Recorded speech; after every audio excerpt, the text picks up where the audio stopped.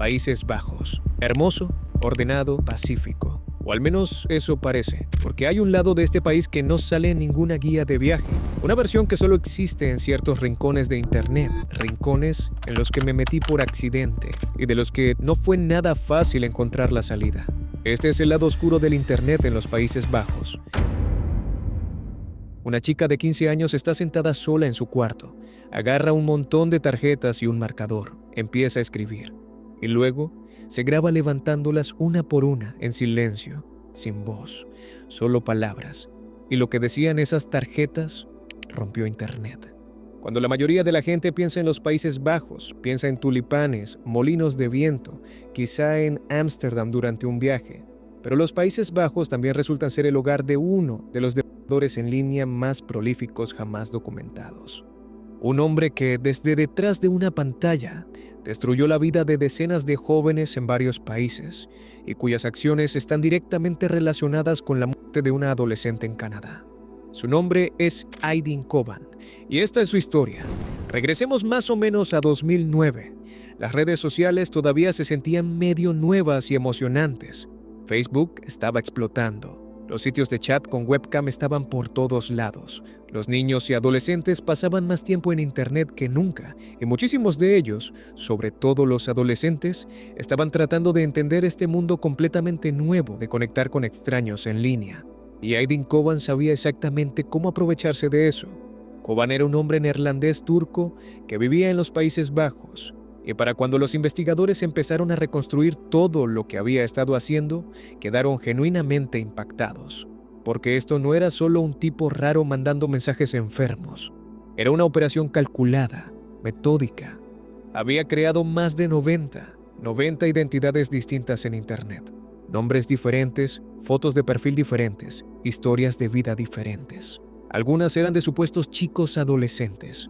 Otras eran de posibles amigos. Otras eran de personas que decían ir a la misma escuela o vivir en la misma zona que sus víctimas. Elegía a una víctima, la estudiaba, descubría quiénes eran sus amigos, cómo se veían, a qué escuela iban, y luego se metía en su vida disfrazado de alguien inofensivo, alguien con quien podían identificarse, alguien de su misma edad. Y una vez que se ganaba su confianza, ahí era cuando todo se iba a lo oscuro. De las primeras cosas que hacía era llevar a sus víctimas a una webcam. Era encantador, halagador. Les decía a las chicas que eran hermosas, impresionantes, perfectas. Y eventualmente las convencía de exponerse frente a la cámara. En el momento en que conseguía ese material, ya las tenía. Tomaba capturas de pantalla, guardaba los videos, y entonces el tono cambiaba por completo. De repente, ese amigo con el que llevaban hablando semanas o meses mostraba su verdadera cara. Las amenazaba con mandar esas imágenes a todo el mundo que conocían, a sus papás, a sus compañeros, a sus maestros, si no le daban más. Más videos, más fotos, más control. Eso se llama extorsión, y Coban básicamente lo había convertido en un trabajo de tiempo completo. Y aquí viene la parte que hace que todo esto sea todavía más perturbador. No se lo hizo solo a una persona, ni a 5, ni a 10. Los investigadores terminaron identificando a más de 75 víctimas individuales en varios países: Reino Unido, Canadá, Noruega, Estados Unidos, todas atacadas por este solo hombre, sentado en algún lugar de los Países Bajos, escondido detrás de una pantalla y de un elenco interminable de identidades falsas.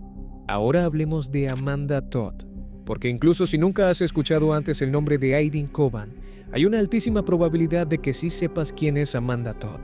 Amanda era una chica de Columbia Británica, en Canadá, una niña brillante, le encantaba cantar. Pasaba muchísimo tiempo en internet como la mayoría de los adolescentes, y en algún momento, por ahí de 2009 o 2010, cuando tenía 12 o 13, terminó en un videochat con alguien que parecía amable y buena onda.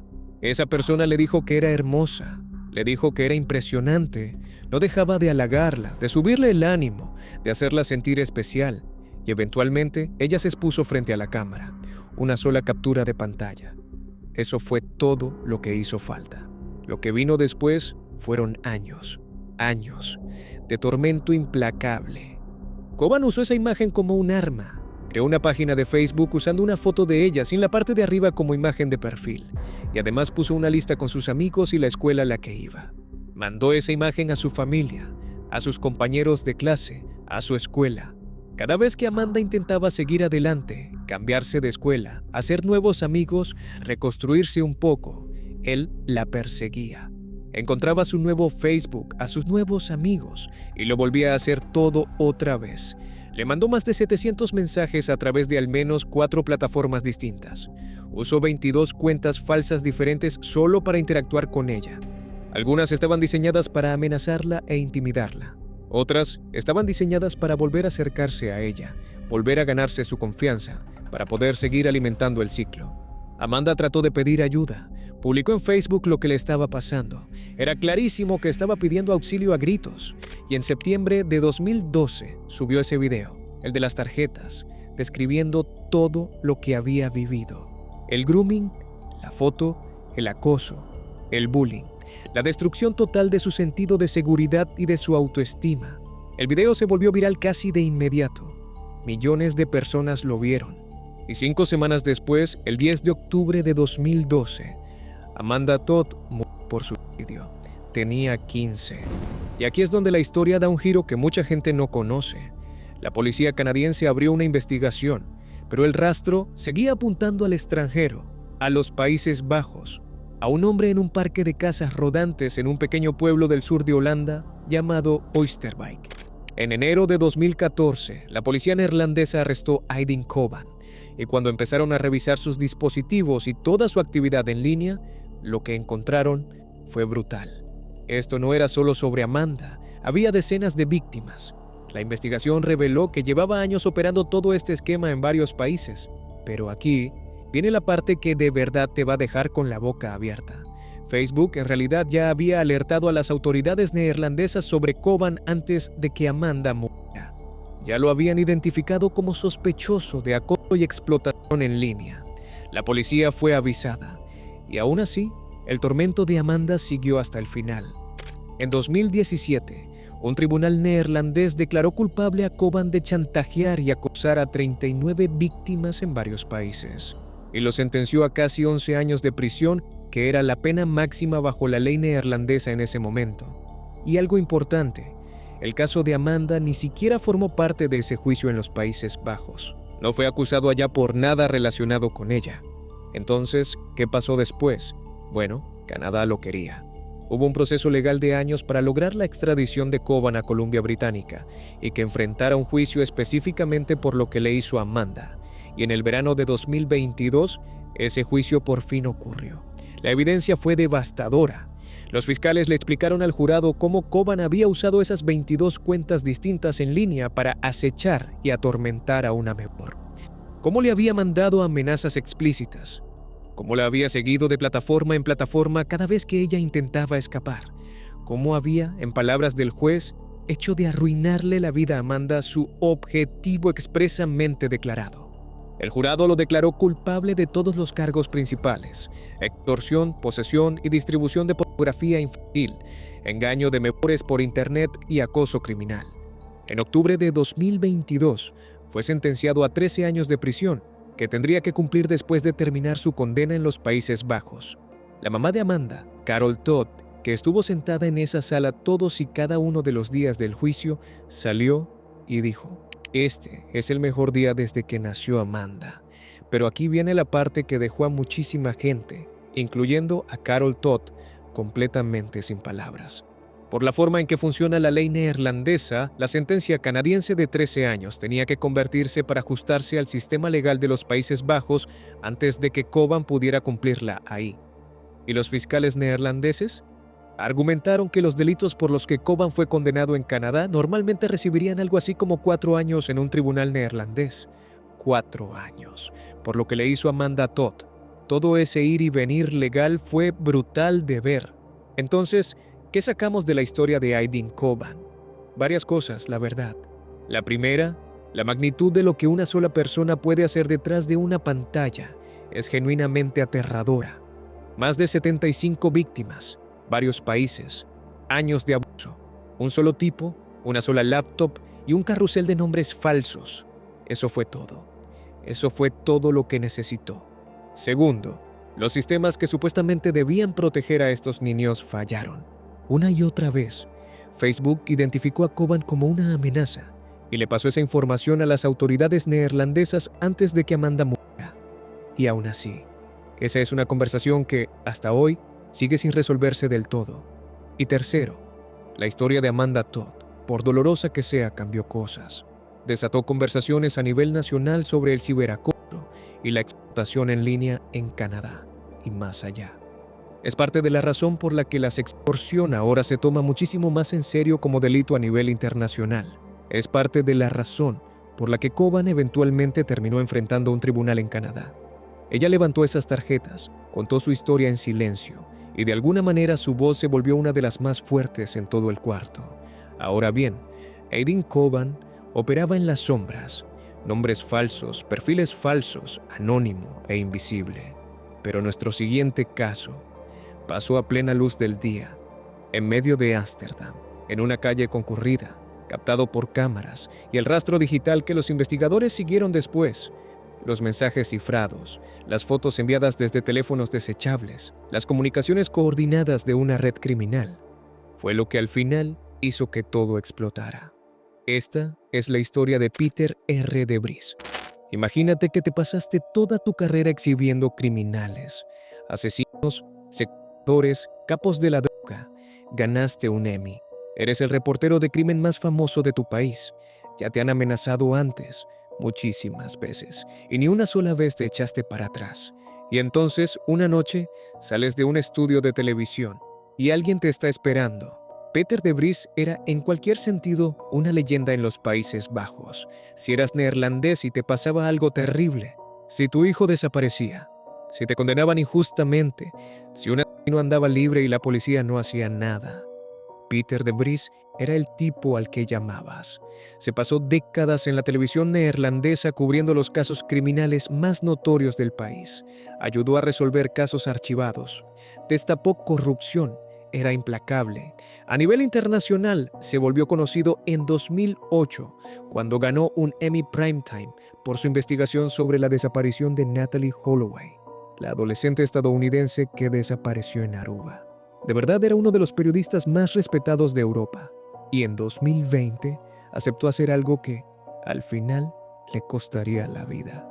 Para entender lo que le pasó a de Vries necesitas saber un poco sobre la Mokromafia. Ese es el nombre que la policía neerlandesa le dio a una organización criminal neerlandesa marroquí que llevaba años operando en los Países Bajos y Bélgica. Y en la cima de esa organización estaba un hombre llamado Ridwan Taghi, descrito por las autoridades como el criminal más buscado del país.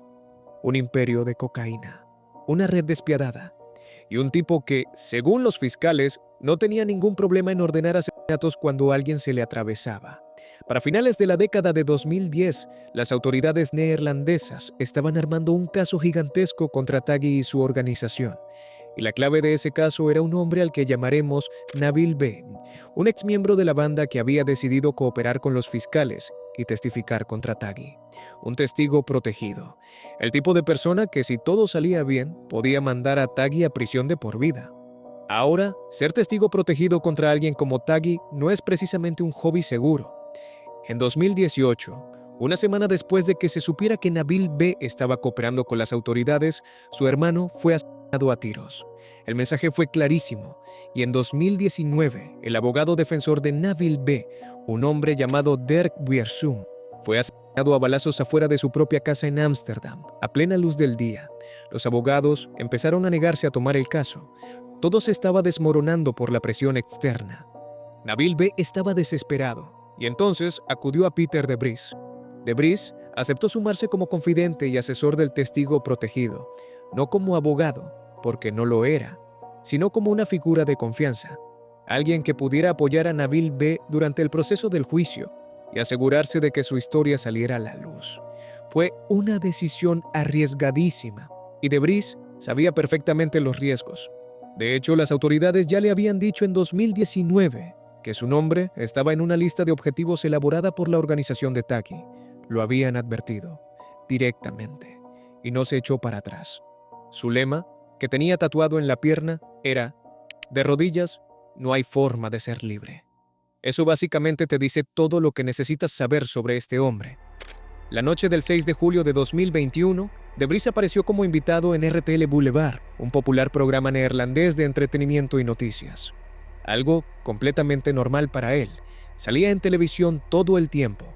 El programa terminó, se despidió y salió del estudio hacia Lange Leidse-Barstraat, una calle muy concurrida cerca de la plaza Leidseplein en Ámsterdam. Iba caminando hacia su coche y ahí fue cuando pasó. Un hombre armado se le acercó por detrás y le disparó en la cabeza a quemarropa. Varios disparos, en plena calle, con gente alrededor. Debris se desplomó. Los servicios de emergencia lo trasladaron de urgencia al Centro Médico Universitario BU en estado crítico. Todo el país quedó en shock. El rey de los Países Bajos lo llamó un ataque contra el periodismo. El primer ministro dio una conferencia de prensa de emergencia. La alcaldesa de Ámsterdam lo describió como un crimen brutal y cobarde. 9 días después, el 15 de julio de 2021, Peter Debris murió por las heridas que sufrió. Tenía 64 años. Ahora, aquí es donde la parte digital de este caso se vuelve absolutamente central. La policía arrestó a 2 sospechosos en menos de una hora después del tiroteo. Un neerlandés de 21 años identificado como Delano G., sospechoso de haber jalado el gatillo, y un hombre polaco llamado Kamil E., quien presuntamente era el conductor de escape. Los atraparon en una autopista cerca de La Haya con el arma todavía dentro del coche. Pero, ¿quién ordenó el ataque? ¿Y cómo se coordinó? Ahí es donde entran los teléfonos. Los investigadores encontraron un teléfono cifrado en el coche de escape que pertenecía a uno de los sospechosos, y en ese teléfono había mensajes que, según los fiscales, revelaban toda la operación. Había una foto de Debris, tomada esa misma noche, dentro del estudio de RTL Boulevard, justo antes de que saliera, enviada de un operativo a otro. El mensaje adjunto a esa foto decía: «Tienes que atrapar a este perro». Escuchaste bien. Alguien le tomó una foto a este hombre mientras todavía estaba dentro del estudio de televisión. Se la mandó al equipo de sicarios que lo estaba esperando afuera y escribió: «Tienes que atrapar a este perro». Así de calculado fue todo. Así de organizado. Esto no fue un crimen impulsivo ni un arranque de furia. Fue un asesinato coordinado, ejecutado en tiempo real, usando comunicaciones cifradas a través de una red criminal. Y después del tiroteo, se envió otro mensaje desde el coche de escape: «Está muerto». La bala le atravesó la cabeza. Todo salió bien. Todo el mundo gritó. Ese mensaje fue enviado de vuelta a quien había ordenado el ataque, como una especie de confirmación de que el trabajo ya estaba hecho. La investigación que vino después fue enorme y se extendió por todos lados. Tomó años. Eventualmente, en junio de 2024, 3 hombres fueron sentenciados a penas de hasta 28 años de prisión por el asesinato. Otras 4 personas recibieron condenas por ayudar y colaborar, pero la pregunta de quién exactamente dio la orden final, quién estaba en la punta de la cadena y dijo: «Maten a Peter Debris», tardó todavía más en responderse. No fue sino hasta marzo de 2026, casi 5 años después del asesinato, que las autoridades neerlandesas anunciaron un avance importante. Un hombre llamado Ismail M., arrestado en Marruecos en octubre de 2025 e identificado como un operador clave dentro de la red de Taghi, dio una declaración en la que señaló al sobrino de Taghi, un hombre llamado Jawad F., como la persona que ordenó el ataque. Jawad F. había estado viviendo en Marruecos desde 2018 y ya estaba cumpliendo una condena ahí por cargos separados. La investigación sigue en curso. Ahora hablemos de EncroChat, porque aquí es donde la historia se pone de verdad salvaje. EncroChat era una plataforma comercial de comunicaciones cifradas que salió alrededor de 2016. Vendía smartphones modificados, les quitaban las cámaras y los micrófonos. El GPS estaba desactivado y lo único que esos teléfonos podían hacer era correr la propia app de mensajería cifrada de EncroChat. Incluso tenían una función de borrado de pánico. Si apretabas un botón, todo el teléfono se borraba en segundos. La empresa se vendía como una herramienta de privacidad para negocios legítimos. Pero en la realidad, a los criminales les fascinaba. Para 2020, EncroChat tenía alrededor de 60.000 usuarios en todo el mundo, y las autoridades europeas estimaban que la abrumadora mayoría la usaba para crimen organizado serio: tráfico de drogas, venta de armas, asesinatos por encargo. Se convirtió en la plataforma de comunicación favorita de las redes criminales más peligrosas del continente.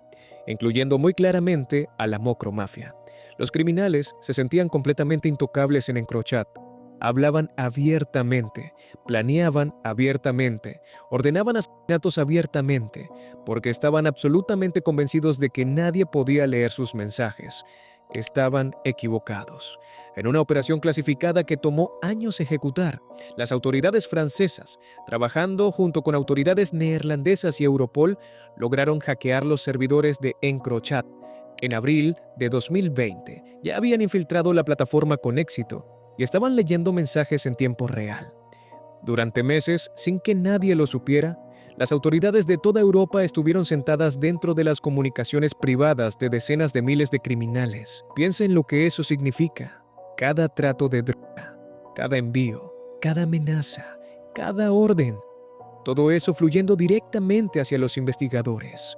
Cuando la operación se hizo pública en junio de 2020, las consecuencias fueron brutales. Más de 800 arrestos en toda Europa casi de inmediato. Cientos de millones de euros en efectivo y drogas incautados. Decenas de asesinatos planeados frustrados antes de que pudieran cometerse. Y para la Mocromafia en específico, el hackeo de EncroChat fue devastador. Los mensajes recuperados de la plataforma pintaron una imagen detallada de las operaciones internas de la organización. ¿Quién daba las órdenes? ¿Quién las ejecutaba? ¿Cómo se movía el dinero? ¿Cómo se coordinaban los asesinatos? Los fiscales neerlandeses usaron ampliamente la evidencia de EncroChat en el enorme juicio Marengo, el caso gigantesco contra Tagui y otros 16 presuntos miembros de su red. Pero aquí es donde se vuelve todavía más personal. El propio Tagui había huido a Dubái. Durante años las autoridades neerlandesas sabían más o menos dónde estaba, pero no podían tocarlo. Presuntamente estaba dirigiendo todo su imperio criminal a distancia, mediante mensajes cifrados, intermediarios y una red digital que lo mantenía físicamente aislado de todo lo que estaba pasando de regreso en Europa. Y entonces, en diciembre de 2019, las autoridades de Dubái lo arrestaron en una villa. Fue extraditado a los Países Bajos, llevado de vuelta esposado y encerrado en una prisión de máxima seguridad. El hombre más buscado de los Países Bajos, capturado, en parte por el rastro digital que había dejado detrás. El juicio Marengo, llamado así por una calle de Ámsterdam, se convirtió en el proceso penal más grande de la historia neerlandesa. 17 acusados, decenas de cargos, incluyendo múltiples asesinatos, intentos de asesinato y tráfico de drogas a gran escala. Se llevó a cabo en un tribunal de alta seguridad construido especialmente para eso, básicamente un búnker, porque la amenaza de interferencia por parte de redes criminales se consideraba completamente real. Y durante ese juicio, los mensajes de EncroChat estuvieron en el centro de todo. Conversaciones en las que supuestamente miembros de la red de Tagui discutían ordenar asesinatos. Conversaciones que colocaban a personas específicas en escenas del crimen específicas. Un rastro digital en papel que, irónicamente, los propios criminales habían creado, convencidos de que nadie lo vería jamás. En febrero de 2024, Ridwan Tagui fue declarado culpable de múltiples asesinatos y tráfico de drogas y sentenciado a cadena perpetua. El juez describió a su organización como responsable de una serie de asesinatos a sangre fría, ejecutados con precisión militar. Pero incluso detrás de las rejas, el alcance de esta red parecía seguir extendiéndose hacia afuera. En 2023, mientras esperaba su veredicto, el propio hijo de Tagui y uno de sus sobrinos fueron arrestados bajo acusaciones de que estaban intentando ayudarlo a escapar de prisión, metiendo información de contrabando, manteniendo las comunicaciones, tratando de mantener viva la red incluso con su líder encerrado. Y como ya hablamos en el caso anterior, los asesinatos de De Vries y del abogado Dirk Wiersum, ambos vinculados al juicio Marengo, siguen generando nuevos arrestos y nuevas revelaciones. Tan recientemente como en marzo de 2026, se identificó a un sospechoso clave en el asesinato de De Vries, conectándolo directamente con el círculo más cercano de Tagui. Todo esto todavía se sigue desenredando. Entonces, ¿cuál es la conclusión del caso de la Mocromafia? Cuando hablamos de Internet y crimen digital, casi que es la cara opuesta de lo que vimos con Koban y De Vries. Con Koban, Internet era el arma, la herramienta que usó para destruir a sus víctimas. Con De Vries, las comunicaciones cifradas eran la infraestructura que hizo posible un asesinato. Pero con la Mocromafia y EncroChat, El rastro digital que los criminales creían que los hacía invencibles fue, al final, lo que los tumbó. 60.000 usuarios, cientos de organizaciones criminales, millones de mensajes. Todo eso quedó expuesto por un hackeo que los criminales jamás vieron venir. Aquello en lo que confiaban para protegerse se convirtió en la confesión más detallada que llegaron a dar. Hay algo casi poético en eso, de la forma más oscura posible. Y eso sería todo por los Países Bajos. 3 casos, 3 formas completamente distintas en las que Internet se cruzó con el crimen, como un arma, como una herramienta para coordinar un asesinato y como el punto ciego fatal de un imperio criminal. Si quieres ver qué país vamos a cubrir después, asegúrate de estar suscrito. Vamos a meternos muy a fondo en esta serie, y cada país ha traído algo que genuinamente no me esperaba. Nos vemos en el siguiente.